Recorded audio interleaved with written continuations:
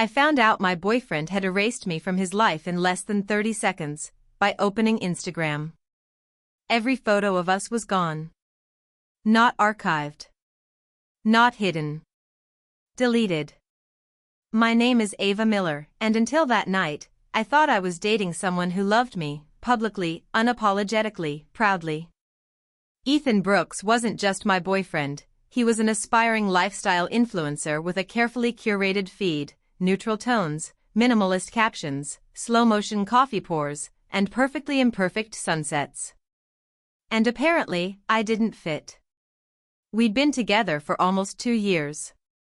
We met when he was still posting grainy gym selfies and struggling to break 10,000 followers. I was there for the late nights, the self-doubt, the just one more edit marathons. I took half his photos. I helped plan shoots. I believed in him before the algorithm did. That's why my stomach dropped when I scrolled. Our beach trip? Gone.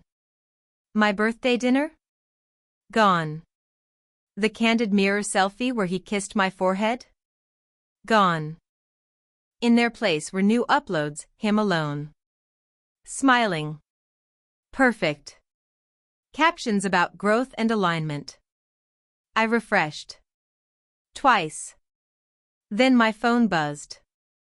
Ethan, hey, just a heads up, I cleaned up my feed. Cleaned it up. When I confronted him later that night, he didn't even look guilty. He sat on the edge of the couch, scrolling through analytics like they mattered more than my face. You're overreacting, he said. It's just branding. Branding? My voice shook. You erased me. He finally looked up. You didn't really fit the aesthetic I'm building. It's nothing personal. Nothing personal. As if my existence was a bad filter. He went on, explaining how couples' content limits reach, how followers preferred a mysterious single vibe, how this phase required focus. According to him, love could stay private even if I disappeared publicly. I nodded like I understood. But inside, something cracked. Because it wasn't just the photos. It was the way he decided alone. The way he didn't ask. The way he treated me like clutter instead of a partner. That night, as he fell asleep beside me, his phone buzzed with new notifications, likes, comments, follows. I stared at the dark screen and realized something unsettling, if he could delete me so easily online. What else was he already planning to erase? Once the photos were gone, Ethan acted like nothing had changed. I was the one who changed. He started asking me not to tag him in stories. Not telling, asking with a smile that made it sound reasonable. It messes with the vibe, he said, like vibes were fragile things I kept breaking. When we went out, he chose seats carefully. Corners. Darker lighting. He'd angle his phone away if he filmed a quick clip, making sure I stayed just out of frame. Once, I laughed and leaned in anyway. He stopped recording. Please, he whispered. You're throwing off the shot. The word you landed hard. At home, he was glued to his phone, replying to comments, refreshing stats, disappearing into DMs. If I asked who he was talking to, he'd shrug. Brands. Managers. People you wouldn't get. That last part stung more than it should have. Money became another quiet shift. Ethan insisted on splitting everything evenly now, down to the cent, despite the fact that my income hadn't changed and his had grown. Sponsored posts came in, free products piled up, but dinners suddenly felt transactional. It keeps things fair, he said. Fair didn't feel like being asked to step back while he stepped forward. I noticed he treated other women differently, female creators who fit his feed perfectly. He liked their photos instantly. Commented with fire emojis. Complimented their aesthetic. When I mentioned it, he laughed. Networking isn't flirting. But his phone stayed face down at night. He stopped introducing me as his girlfriend. I was Ava. just Ava. At events, he'd drift away to talk content strategy while I stood there holding his jacket, invisible again. The worst part was how small I felt becoming.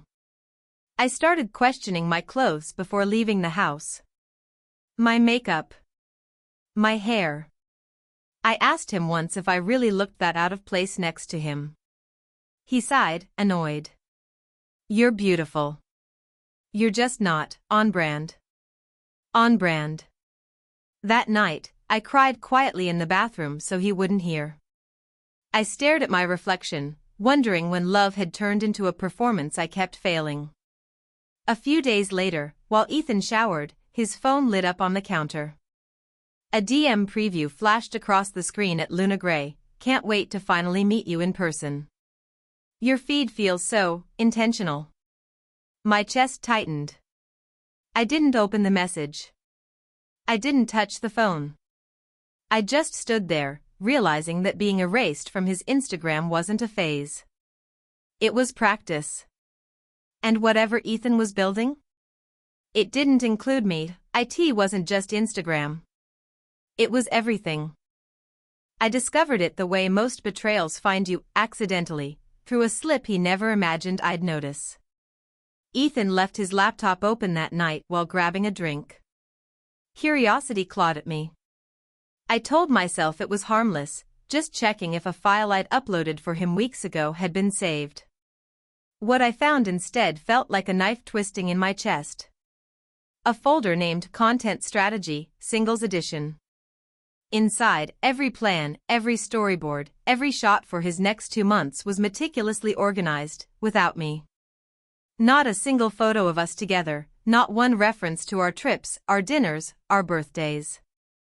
Even photos I'd taken for him, that he had promised would go up, were cropped, deleted, or labeled unsuitable. And then I saw the DMs, at Luna Gray, can't wait to finally meet. Your feed is perfect. Totally your vibe. Ethan Brooks, yeah, looking forward to it. Can't have distractions anymore. Every word burned. I sank onto the couch, my hands shaking.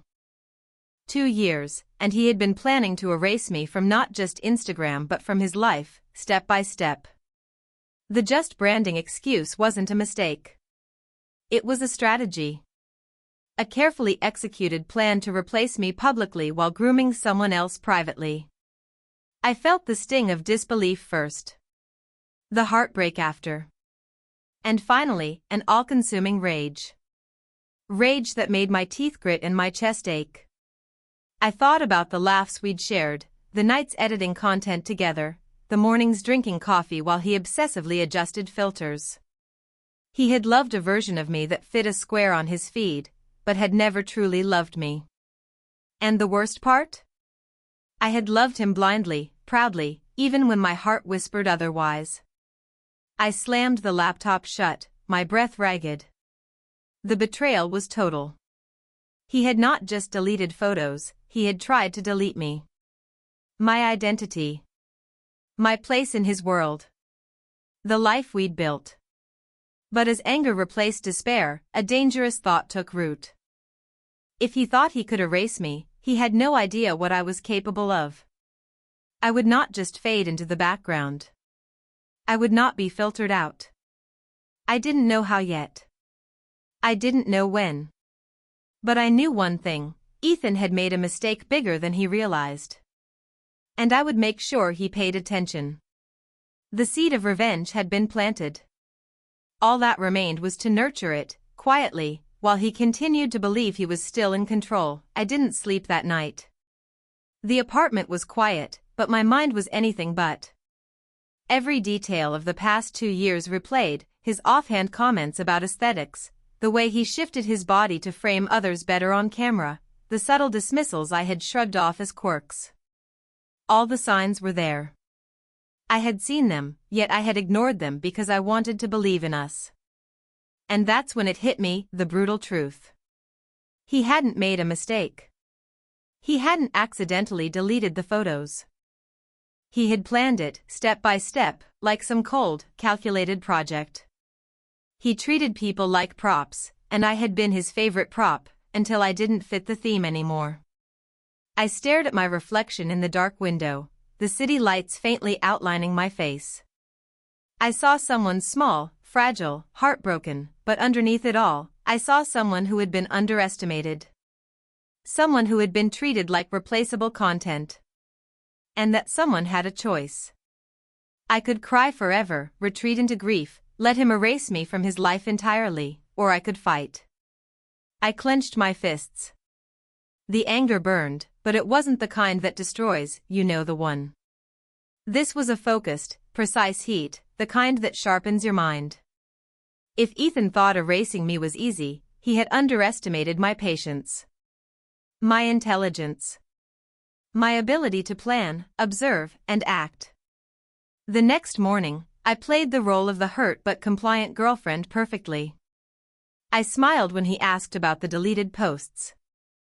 I nodded when he explained why Luna Gray fit the feed better. I acted small, quiet, powerless. But inside, I was strategizing. I reached out to a friend who worked in digital law, a quiet conversation about rights, exposure, and evidence. I started keeping track, screenshots, timestamps, the messages I'd accidentally glimpsed. Every post, every deletion, every DM became a piece of a puzzle that would one day come together. And there it was, the trigger moment. He sent me a text in the middle of the night, "Don't worry. Everything is fine. Just trust the process." I read it and realized something terrifying and liberating. He believed he owned the narrative. But narratives are fragile.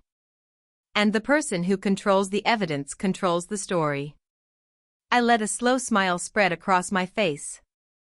I wasn't just going to survive this betrayal. I was going to turn it around. Ethan had deleted me from his feed, but he had no idea that I had just started scripting my own ending. And this time, he wouldn't be in it. I wasn't just Ava anymore. I was Ava, the one who wouldn't be replaced. The one who would make him regret ever thinking she could be filtered out. I didn't rush him. That was the first rule I set for myself. Ethan was drunk on momentum, new followers every day, brand emails flooding his inbox, comments praising his clean and evolved image. People loved the mysterious, unattached version of him. And because he believed he was winning, he stopped being careful. That's when I started collecting receipts. Step 1, the timeline. I went back through my phone and found every photo he'd deleted, screenshots from my own camera roll, story archives, tagged posts from friends that proved we'd been together publicly for years. Dates. Locations. Smiles he'd pretended never existed. Step 2, the proof of intent. I didn't just save screenshots of the DMs with Luna Gray, I documented patterns. Flirty language. Plans to meet. Messages sent while he sat next to me on the couch. Messages sent minutes after telling me he needed space for creativity. Step 3, the lie. Ethan told everyone, including me, that couples' content hurt engagement. But the data said otherwise. I pulled analytics from similar creators who posted openly with partners and grew. I saved articles. Screenshotted brand case studies. His excuse wasn't strategy, it was convenience. Step 4, the trap. I suggested something casual over dinner. Why don't you do a Q&A? People love transparency. He loved the idea. Of course he did. It made him look authentic. Maybe even talk about relationships, I added, pretending to be supportive. You know, growth, boundaries, all that. He smiled. Yeah. That's smart. Step 5, the silence. I stopped posting him entirely. Not out of pain, but design. I watched him check my profile, confused by my sudden absence. He assumed I was sulking. I wasn't. I was preparing. He didn't know I'd already backed up every deleted image, every DM, every contradiction. He didn't know I'd spoken quietly to a mid-tier brand manager who hated fake influencer personas more than low engagement. Most importantly, he didn't know that the story he was about to tell his audience, the clean, single, aesthetic version of himself, was built on a lie so fragile it only needed one push. That night, Ethan lay beside me scrolling through comments, smug and relaxed. "Everything's lining up," he said. "I'm exactly where I need to be." I turned off the lamp and smiled into the darkness. So was I. Because the higher he climbed on a story that erased me, the harder he was about to fall when the truth stepped back into the frame. The day I had planned arrived like a storm quietly rolling in, unexpected to anyone except me. Ethan had agreed to do a live Q&A with his followers that evening, the perfect transparency stunt to boost engagement. He didn't suspect a thing. He thought he was about to shine. I sat in the front row of the small studio we'd rented under the guise of helping him prep for the live stream. My laptop open, fingers poised, heart steady. Angela, the digital lawyer I had quietly consulted, sat beside me. She was calm, professional, deadly. The perfect partner for exposing someone who thrived on illusion. As the live stream began, Ethan smiled at the camera, unaware that the next 30 minutes would unravel everything he thought he controlled. "Hey guys," he said, leaning in, "I wanted to talk about my feed, growth, and transparency. And, relationships." I waited until he was mid-sentence, explaining why couples content hurts engagement, to trigger the first layer of the reveal. With a single click, I switched the shared screen for the live feed. Every screenshot I had collected, deleted photos, DMs with Luna Gray, timestamps, and analytics, appeared in front of thousands of viewers. Every lie, every manipulation, every calculated erasure was laid bare. Ethan froze. His smile faltered. His hands trembled. Comments exploded. "Wait, is that her? He deleted her? Wow. I can't believe this." He stumbled through an explanation, words failing him. I hadn't said a word. The evidence spoke for itself. Angela calmly added commentary, guiding the viewers. "This is what digital betrayal looks like: manipulation, erasure, and deception. Followers deserve honesty. The influencer cannot dictate reality while erasing people." By the end, Ethan's followers weren't just shocked, they were outraged. Brands that had scheduled sponsored posts pulled them. Invitations to collaborations disappeared. Comments called him out. Messages flooded in from people calling him fake and disingenuous. And as he tried to regain composure, I stood, stepping into frame. "This is Ava," Angela said to the camera. "The person who was deleted. Erased. Invisible. Until now." I smiled. Not cruelly, not angrily, but with calm clarity. He didn't just delete me from Instagram. He tried to delete me from his life. From reality. From memory. But you can't erase someone who refuses to disappear. Ethan's face went pale. The realization hit him like a physical blow. The audience witnessed every expression, the panic, the shame, the regret. In that moment, I didn't just reclaim my photos. I reclaimed my voice, my dignity, my narrative. And the man who thought he could filter me out of his world realized too late, the truth isn't something you can crop, edit, or delete. For the first time in months, I smiled freely. Not because I hurt him, but because justice, real, public, undeniable, was finally mine. The fallout was immediate and complete. Ethan's followers plummeted overnight. Brands withdrew contracts, his aesthetic empire crumbled, and his reputation as a reliable influencer vanished in the digital storm he had created. People I didn't even know reached out, applauding the courage it took to expose the truth. Every deleted photo, every erased memory, had returned, but this time, with witnesses. He tried to apologize later, voice trembling over the phone. I didn't answer. Words weren't enough. The man who thought he could manipulate reality now faced the consequences of every click, every edit, every calculated deletion. As for me, I reclaimed my Instagram, not just my photos but my story. Every post now spoke of authenticity, growth, and self-respect. I didn't just upload selfies, I uploaded proof that being unapologetically yourself is more powerful than any curated aesthetic. Followers came back, not because of him, but because of the courage it took to reclaim my life.